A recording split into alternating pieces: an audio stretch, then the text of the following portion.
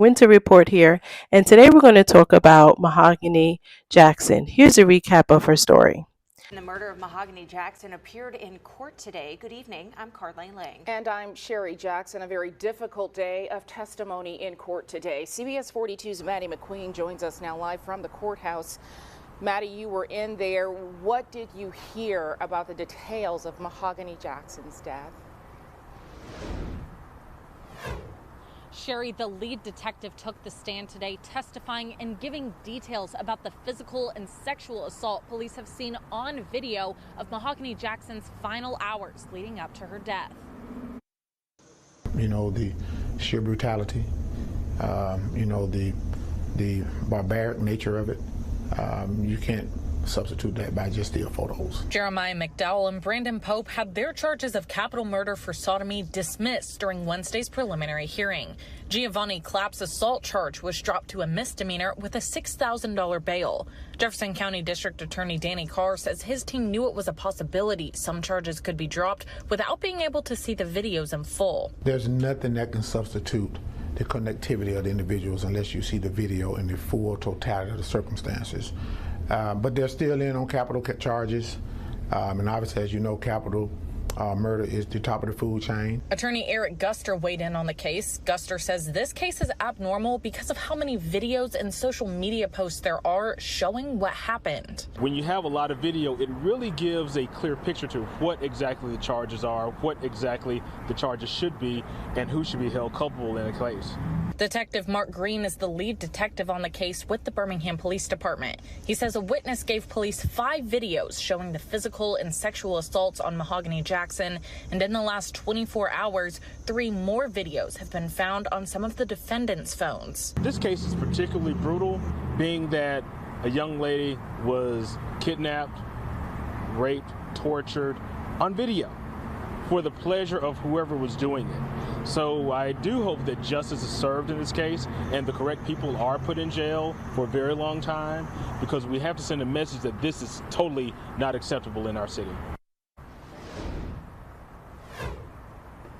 The judge says any of the charges against the defendants that have been dismissed could be brought back by a grand jury, and new charges could also be introduced. Reporting live in Birmingham, Maddie McQueen, CBS 42 News. So, as you can see, this is a really sad story. A 20-year-old girl had to die at the hands of 8 people. Now, only 6 people are going to be charged with their murder. One news source did say, though, that the judge is only charging 6 people, but the other 2, if he finds any additional evidence, he's going to bring those charges up and try them too. And her mom did an interview also, and her mom said that she was a fighter and she was full of life. She had a child. I mean, she was only 20 years old. She had her whole life ahead of her. And when I watched this story and I was reading the different things about what was going on with her, you know, being kidnapped and things like that, it just, you know, when you first hear about it and you hear like everything that happened, and you know how she knew that she was going to die, and you know when her mom is looking for her and things like that, it's just sad, you know, because when I first heard the story, I was like, how did 8 people, like how did she get involved with 8 people? It had to be like she had to have known them, and it turns out she did. They were her acquaintances, and I just thought about how you really have to make sure who you hang out with. Like you really have to know who you decide to take up your space. And whether they're friends or acquaintances, you have to make sure you vet them. Don't just hang out with people and you say, "Oh, they're a good person, so I'm going to let them take up my time or take up space in my life," because you never know what could happen. And with Mahogany, in this case, she decided to let those people take up space and time in her life, and she lost her life. Now, granted, they did say in one article that there was altercation with a gun, and she got angry with them about a stolen gun, and that could have been. But obviously, even if that happened, excuse me, she felt that she could have been angry enough in a safe space and not lose her life. She didn't have to lose her life the way that she did. And so, um, you really, it just emphasizes how when you choose to make friends, if you're choosing to say, you know what, I want to do something better with my life. If you see friends are going to take you down a path where I may get charges, I may end up in jail, I may end up losing my life, don't hang out with them. They're not good friends.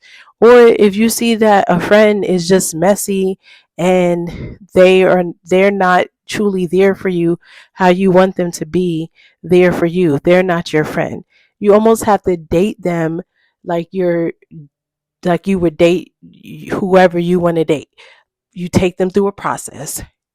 If you see red signs, just like you see red signs in the person that you want to spend your life with, you see red signs in your friends, you stop being with them. And that's how you have to be, because if not, you end up with people who are not good for you, and then you end up, oh, I just had a bad time because I can't, these friends are this. No, if you just go take your friends through the vetting process, then you end up with a lot less heartache. And so I just wanted to talk about that.